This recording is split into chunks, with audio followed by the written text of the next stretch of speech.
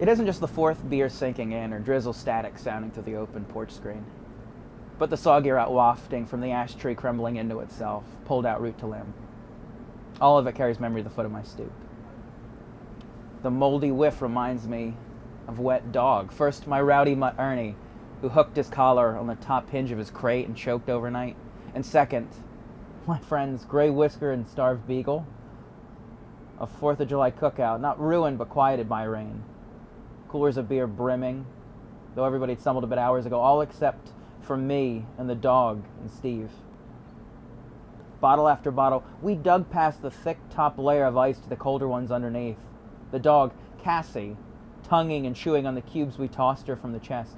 And when we went for our third past the spread on the picnic tables, she wanted some too. Nuzzled at my feet, snapped and whimpered for a bite. But when I wouldn't scrape over anything, she went to Steve. Mid-chew, he noticed Cassie spit a beef chunk onto the patio floor. She swallowed it and looked up to him as if to beg for more.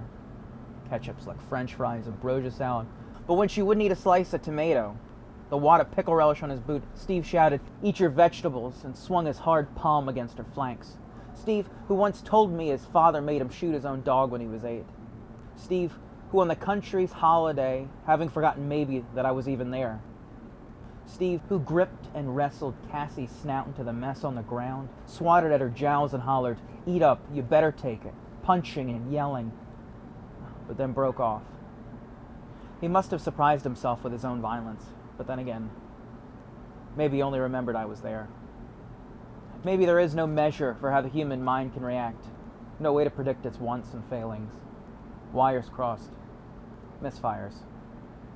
But in this moment, there was just a man and a dog, a stash of dwindling drinks, smattering of food pieces on a porch. Steve, who suffered POW training, who picked bar brawls, whom I remember best for practicing how to pass the hollow IV needle through the soft flesh of his arm on his weekend off from medic drills at Fort Bragg. But that July holiday is too far from that strange game of doctor, and that Independence Day cookout too distant for me to recollect perfectly what Steve was like that night, how rough he actually was, how many beers he had, how I sat on the lawn chair. It would take an order day before the 4th of July, with your deployment dates and how long you'd man the front line, for me to want to drink and drain a cooler into the night, curse and shout and hit a hungry, panting hound. Steve, racked with something I can't begin to know in that moment, on that screen porch, then cradled the beagle, Cassie, to his leg, softly now, petting, scratching her neck, gave her his plate of crumbs and grease, and leaned down and whispered to her a soft mumble I will never know. Much of my life I have been a witness to things I cannot understand, or can only half remember how it was. The character of the story, but not how it ended.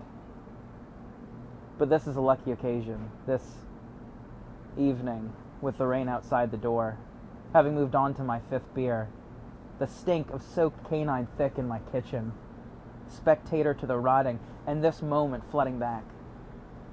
When I staggered to sleep before Steve and nearly passed out, watched as he went back to the sliding glass door to let Cassie in from her patio pen, shouldered the dog to his air mattress, and hunkered down for the hangover that holiday always seemed to attract. Tonight, branches snap in the rain, and I wonder under which droplet.